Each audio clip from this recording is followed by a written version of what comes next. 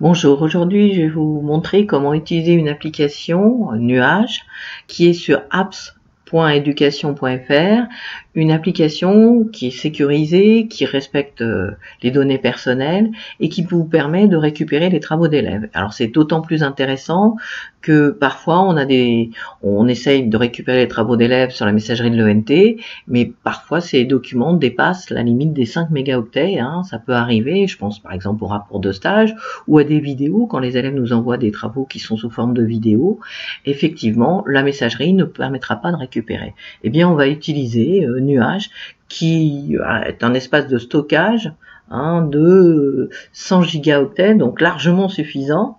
Donc je me connecte à portailapps.education.fr, je clique en bas sur se connecter, je vais sélectionner s'identifier avec l'authentification éducation nationale, ce sont les identifiants que nous utilisons notamment pour nous connecter à l'ENT. Il me demande de choisir mon guichet d'identification, c'est encore marqué l'Académie de Rouen, je valide. Là, les identifiants sont ceux de l'ENT, bon, sur mon ordinateur personnel c'est enregistré, je valide, et j'arrive sur Portail Apps, voilà.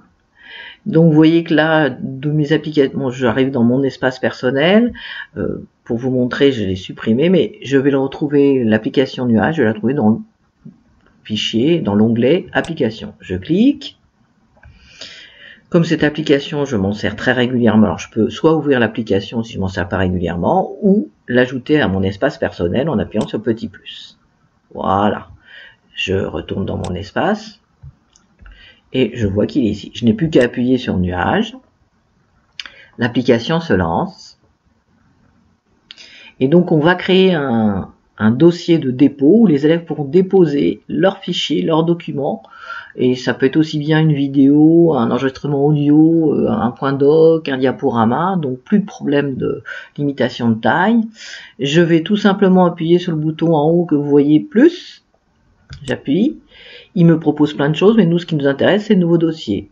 Je clique sur nouveau dossier, je lui donne un nom, par exemple dépôt 3e 7, voilà, et j'appuie sur la petite flèche.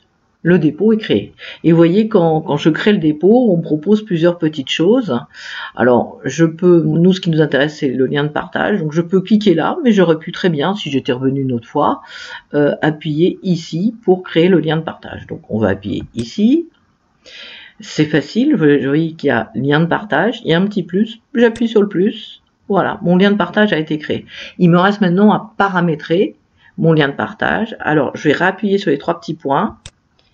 Et on est bien d'accord qu'on veut que ça soit uniquement un endroit où les élèves vont pouvoir déposer les fichiers. L'avantage, c'est qu'ils ne sont pas limités en taille. L'avantage aussi, c'est que vous pourrez les lire directement. Et enfin, dernier gros avantage, ils ne pourront pas voir le travail des autres élèves, puisque par exemple, quand on vise les dossiers partagés sur le NT, on a quand même des exemples d'élèves qui ont été voir les travaux des autres élèves pour améliorer leur propre production. Donc nous, on clique sur dépôt de fichiers, envoi uniquement. Voilà, c'est fait.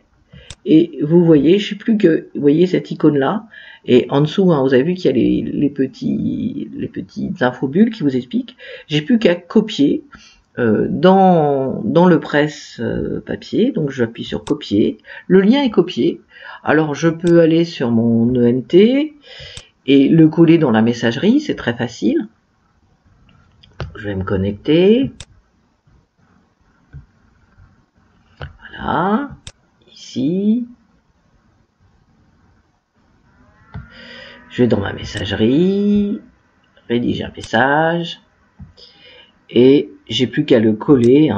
Bien entendu, je mettrai un texte, j'ai plus qu'à le coller, alors soit en faisant CTRL-V. Alors vous voyez, juste un petit détail, vous voyez que là, il colle sans créer de lien. Il suffit de resélectionner, vous appuyez sur la petite icône, et là, dans URL, vous recollez à nouveau, vous refaites à nouveau CTRL-V et ça va remettre le même lien.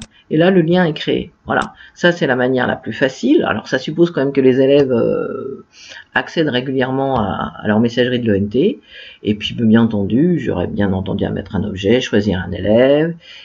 une classe, hein, c'est assez facile, et puis j'aurais plus qu'à cliquer sur envoyer le message. Bon. On peut faire aussi autrement. Alors, je vais le coller ici pour que vous vous rendiez compte à quoi ça ressemble pour l'élève. Voilà.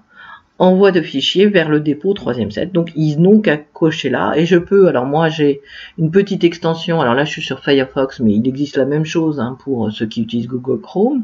Je peux générer un QR code ici, directement, en ligne.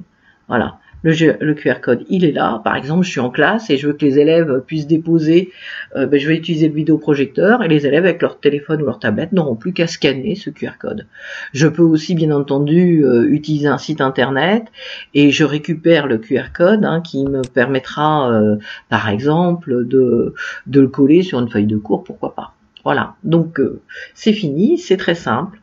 Je vous souhaite une bonne fin de journée. Au revoir.